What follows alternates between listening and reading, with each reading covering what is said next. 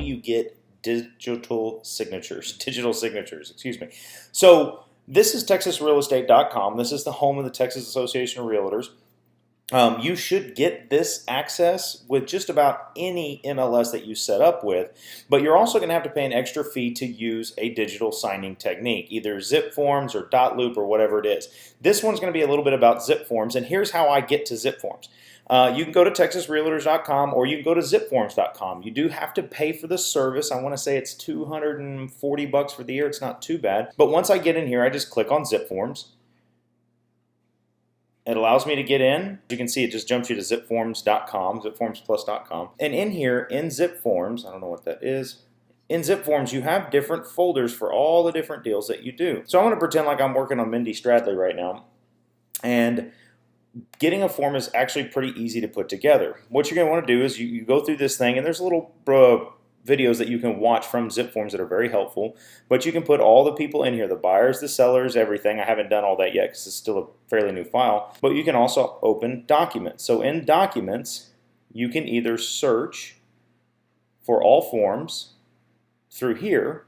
So we'll do something easy like the information about brokerage services. So as you can see, that comes from TREC, required by law to have it done by every person. And in here, you can see the form. And here it is. So you fill everything out on the form, and when you get ready to sign it, you tell somebody that we're going to e-sign this thing.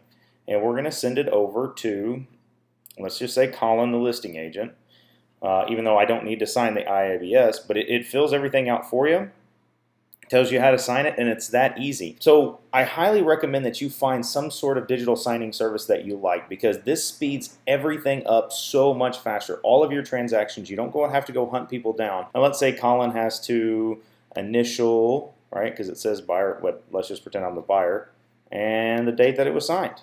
So as soon as they initial this thing and I hit send, it shoots the email right off to the person. Now obviously this one wasn't filled out in its entirety, but that's going to shoot the email over to me, and now it's on my phone, and all I've got to do is just sign, click, click, click, and it's done. So we use this for all kinds of things. As you can see, the 1 to 4 family residential contract. You can input your own contract, so you can see right there, I just got the email saying I need to sign that. This one right here also includes an amendment, non-realty addendums. All of that stuff can go into DocuSign, and you can upload pretty much any document you want. It doesn't have to be a TAR document.